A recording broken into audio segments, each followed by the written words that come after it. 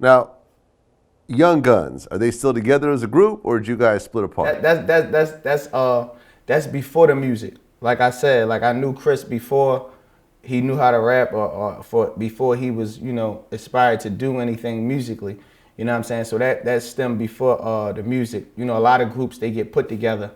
You know what I'm saying? Like I made that happen. I wanted him to come into what I was doing, and the guy that I met, Stevie G, that took us to Rockefeller, I met him first, and I rapped for him, and he loved me or whatever, and I was just like, yo, I got a partner.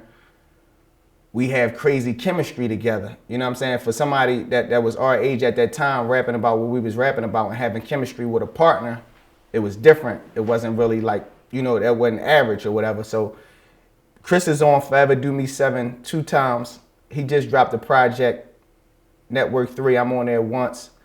That's my brother, to sum it up. Like, when we say brothers from another, that's for real. That ain't no game. Like, my mother loved him like a son. You know what I'm saying? My mom talked to him without, like, all the time, like, without me having nothing to do. It's times Chris been in trouble and gotta toss things and bang on my mother's door. My mom gotta let him in. I ain't nowhere to be found. You know what I'm saying? This is back in the day. You know what I'm saying? So that's family. That you know what I'm saying? It's funny when people ask me that, but I'm ready.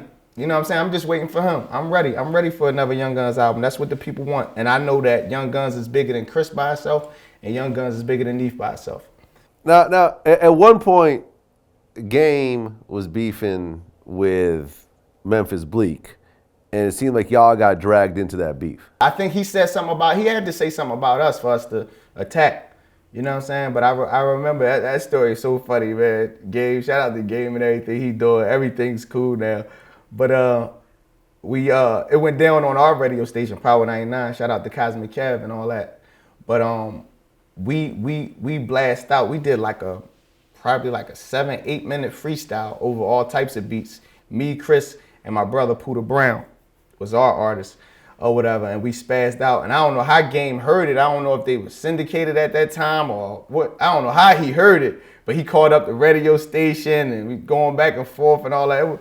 It was a good time, man. It was good for hip hop, man. And I miss that. You know what I mean? Not no violence or whatever, but I miss the competitive, man. It's so friendly now. But we come up in the game when everybody was so competitive. You know what I'm saying?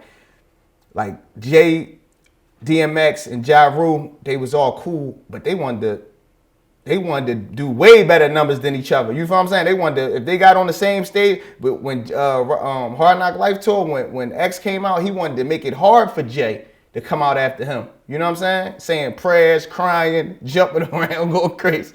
You know what I'm saying? He wanted to make it hard. And that Jay said that's like his, out of all the tours he been on, like he had to go hard for that one.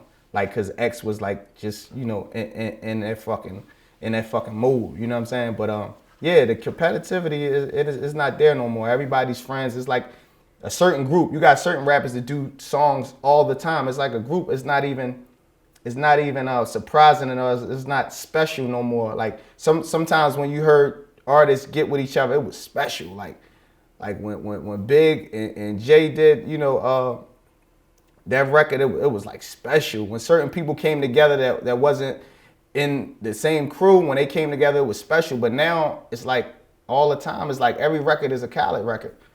Now, did you and Game ever run into each other after all that? Yeah, for sure. Everybody doing something, you're gonna bump heads. But it wasn't that serious. It wasn't that serious, man. We ain't look at it like that, man. We from North Philadelphia, man. We from the infamous Winker-Hocken, man. So you guys talked it out and worked it all out? Yeah, it wasn't really, it was like everybody had teeth and palms when about the time they seen each other. It was like years later. People was on to so much more and, grew.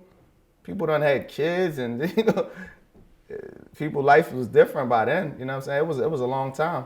Now, Cat Williams was involved in that somehow. Yeah, that was funny. That was hilarious, man. We did the record, we did Set It Off, and we was like, we don't fuck with the funny type fake ass pimps like Money Mike.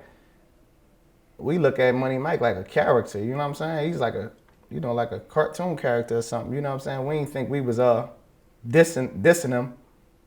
You know what I'm saying? We said Money Mike, we didn't say Cat Williams, we didn't say the actual guy, but Game put a battery in his back and let him come to the studio and had some fun with him. So, you know, that was funny.